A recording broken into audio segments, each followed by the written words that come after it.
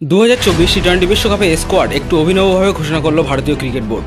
সামাজিক যোগাযোগ মাধ্যম এক্সের যুক্তরাষ্ট্রের ম্যানহাটনের টাইমস স্কোয়ারের একটি ছবি পোস্ট করেছে বিসিসিআই।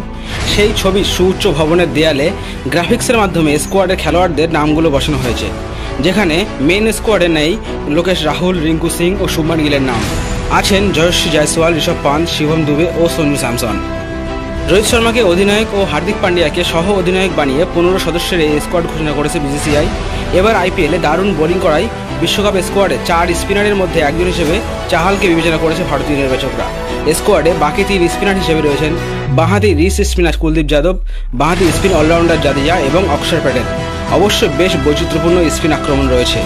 স্কোয়াডে বিশেষজ্ঞ পেসার 3 জন, জসপ্রীত বুমরা, মোহাম্মদ সিরাজ ও আর্শদীপ সিং। সিম বোলিংয়ে তাদের সঙ্গ দেবেন শিবম দুবে ও হার্দিক পান্ডিয়া। ব্যাটিংয়ে শুভমান গিলকে রিজার্ভ দলে রেখে বাঁহাতি ব্যাটার যশস্বী জয়সওয়ালকে ওপেনিংয়ে রোহিতের সঙ্গী হিসেবে বিবেচনা করা হয়েছে। যদিও আইপিএলে জয়সওয়ালের চেয়ে গিল এবার ভালো পারফরমেন্স করেছেন। ওপেনিং জুটিতে রোহিতের সঙ্গে ডানহাতি বাঁহাতি সমন্বয় করতেই সম্ভবত জয়সওয়ালকে নেওয়া হয়েছে বিশ্বকাপ দলে। দুর্ঘটনার পরে 1.5 বছর খেলার বাইরে থাকা উইকেট কিপার ব্যাটসম্যান পান্ত আইপিএলে ফিরেই রান পেয়েছেন। প্রায় 15 মাস পরে জাতীয় দলে ফিরলেন পান্ত। দ্বিতীয় উইকেট কিপার ব্যাটসম্যানের জায়গায় রাহুলকে পেছনে ফেলে ঢুকেছেন সঞ্জু স্যামসন। এবার আইপিএলে দুর্দান্ত ফর্মেও রয়েছেন রাজস্থান রয়্যালসের এই অধিনায়ক। তবে অবাক করে সব প্রাক্তন প্লেয়ারের স্কোয়াডে জায়গা পাওয়া ফিনিশার রিঙ্কু সিংকে রাখা হয়নি মেন স্কোয়াডে। তাকে শুভমান গিল, আবেশ খান ও খলিল আহমেদের সাথে রাখা হয়েছে রিজার্ভ বেঞ্চে। সব মিলিয়ে ভারতের টি-20 বিশ্বকাপের স্কোয়াডে ব্যাটসম্যান হিসেবে আছেন অধিনায়ক রোহিত শর্মা, যশস্বী জয়সওয়াল, বিরাট কোহলি ও সূর্যকুমার যাদব।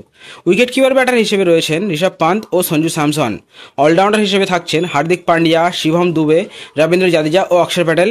এবং বোলিং অপশনে থাকবেন কুলদীপ যাদব, যুজবেন্দ্র চাহাল, আর্শদীপ সিং, জসপ্রীত বুমরা ও মোহাম্মদ সিরাজ। রিজার্ভ বেঞ্চে থাকছেন শুভমান গিল, রিঙ্কু সিং, খলিল আহমেদ ও আবেশ খান। তো বন্ধুরা, আপনাদের মতে আর কোন কোন প্লেয়ারকে সুযোগ দেওয়া উচিত ছিল, আর কে বিশ্বকাপ স্কোয়াডে সুযোগ পাওয়ার যোগ্য না হয়েও সিলেক্ট হয়েছেন, জানান আমাদের।